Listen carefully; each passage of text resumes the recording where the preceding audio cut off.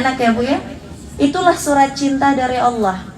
Shadaqallahul azim. Maha benar Allah dengan segala firman-Nya. Coba biasakan tiap hari, minimal satu hari satu ayat kita tahu artinya.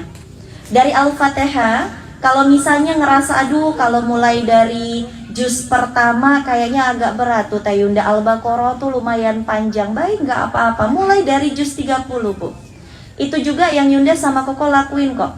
Kita bukan dari keluarga pesantren walaupun kita nyantri. Kita bukan dari keluarga yang agamis walaupun kita sempat berada di lingkungan yang agamis. Kita memulai dari nol. Kita memulai dari langkah demi langkah. Koko pulang dari Thailand nggak tahu.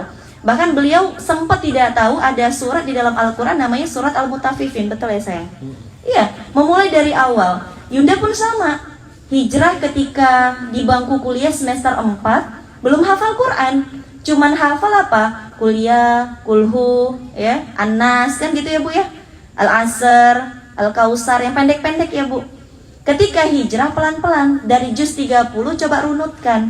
Dari An-Nas, ya Bu, An-Nas, coba dibaca artinya. Qul a'udzu birabbin nas, malikin nas, dan seterusnya. Satu hari usahakan satu ayat terjemahannya saja. Berat gak Bu kira-kira? Berat gak Bu? Berat gak? Kalau baca WA panjang nggak? Hah? Kalau baca WA lebih panjang nggak? Nih sederhana. Qul a'udzu birabbin nas. Pendek nggak Bu? WA bisa panjang nggak? Status Instagram bisa panjang nggak? Video TikTok bisa panjang nggak? Bisa. Oh, apalagi itu makan kuota yang besar kan? Ini surat cinta dari Allah, pendek saja. Kita usahakan satu hari satu ayat saja Bu. Karena apa? Karena nanti di yaumil akhir Al-Quran akan menuntut kita semua Bu. Kenapa Bu tidak dibaca? Apa memang kesibukanmu? Ketika kita bilang, oh ya Rob, saya sibuk berdagang, didatangkan Allah orang buta. Bukan cuma dibaca Qurannya, dia hafal Qurannya. Oh ya Allah, saya ini capek, kerjaan saya jauh, didatangkan Allah orang yang gak punya kaki di yaumil akhir nanti. Bisa baca Quran, bahkan dia hafal Al-Quran. Apa yang mau kita jawab lagi di hadapan Allah? Allah datangkan orang buta yang hafal Quran. Allah datangkan orang, mohon maaf, dengan kecacatan mungkin otaknya, tapi dia hafal Al-Quran. Allah datangkan orang yang mohon maaf, mungkin kakinya tidak ada, tapi hafal Al-Quran. Allah datangkan mungkin orang yang autoimun tapi hafal Al-Quran. Kita sehat. Apa yang akan kita jawab di yaumil akhir nanti ketika Allah bertanya, kenapa kamu tidak baca Al-Quran? Apa jawaban kita Bu? Udah siapin jawabannya masing-masing? Gak bisa jawab. Gak ada jawaban, benar. Benar sekali, gak ada jawaban. Karena nanti ketika di sana kita itu semua dikunci. Mulut dikunci, ya. Semua yang bersaksi itu adalah tubuh kita, ya Bu. Jadi tuntutan pertama pelan-pelan, ya, pelan-pelan, satu hari satu ayat saja kita tahu artinya. Nanti pelan-pelan itu Bu. Tapi kan Teh Yunda, saya harus mengejar ketertinggalan. Gak apa-apa. Kita tidak bersaing dengan siapapun kecuali kita sedang bersaing dengan diri kita sendiri. Allah Subhanahu wa Ta'ala berfirman di Quran surat Ar-Ra'd surat 13 ayat 11. Apa kata Allah? Innallaha la yughayyiru ma biqaumin hatta yughayyiru ma bi anfusihim. Allah tidak akan merubah keadaan suatu kaum sebelum kaum itu sendiri yang mau merubah keadaan dirinya. Gak akan berubah. Gak akan pernah anak kita jadi hafiz Quran kalau kita pun tak mau mulai buka Quran. Gak ada sesuatu yang bim salah bim. Semuanya butuh proses. Bahkan kata beberapa ulama, Yunda kutip nasihat mereka, ibadah itu kadang-kadang adalah sesuatu yang harus kita paksakan. Betul gak Bu? Ibu awal sholat tahajud dipaksakan gak itu bangun? Sangat. Ya, lagi enak-enak pakai selimut anget, ya, karena kepengen punya hajat, pengen bangun tahajud, akhirnya apa? Dipaksakan, itu tangannya kena air yang dingin. Mungkin awalnya berat, betul nggak Bu? Dipaksakan. Ya, karena kata para ulama, kalau kita tidak terbiasa memaksakan diri untuk beribadah, hakul yakin kita nggak akan pernah beribadah, Bu. Apakah Yunda sama nggak, semuanya dipaksakan? Betapa kami merasa awal tahajud itu berat. Dipahami. Ini para kakak-kakak yang masih jomblo, udah jangan banyak ngehalu, jangan banyak ngebucin gitu ya, walaupun banyak konten-konten bucin dari Teh Yunda dan Ko Denis gitu ya.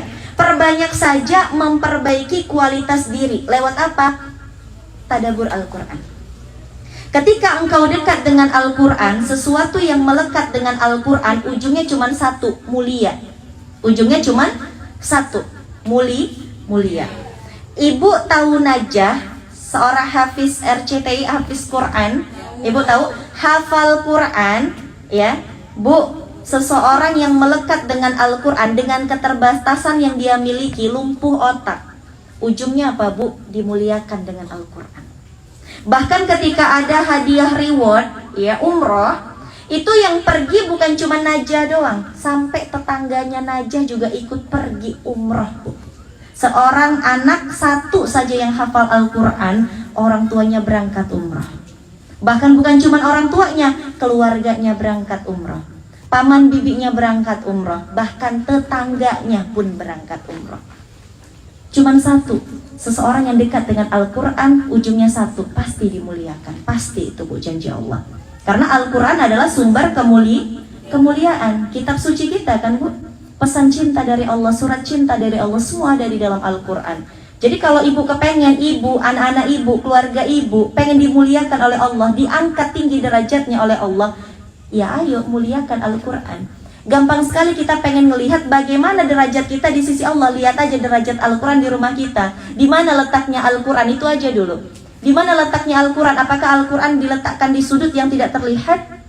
Apakah Al-Quran dibiarkan di sudut sana berdebu saking tak pernah kita bacanya? Atau apakah Al-Quran diletakkan di paling atas sehingga ketika kita duduk mata kita pertama kali langsung melihat Al-Quran? Kalau kita begitu mengindahkan Al-Quran, maka seperti itulah derajat kita di sisi Allah. Allah pun akan mengangkatnya. Jadi yang kedua apa, Bu? Dipahami maknanya. Jadi kajian ini baru jadi manfaat kalau sepulang dari sini kita tambah dekat kepada Allah.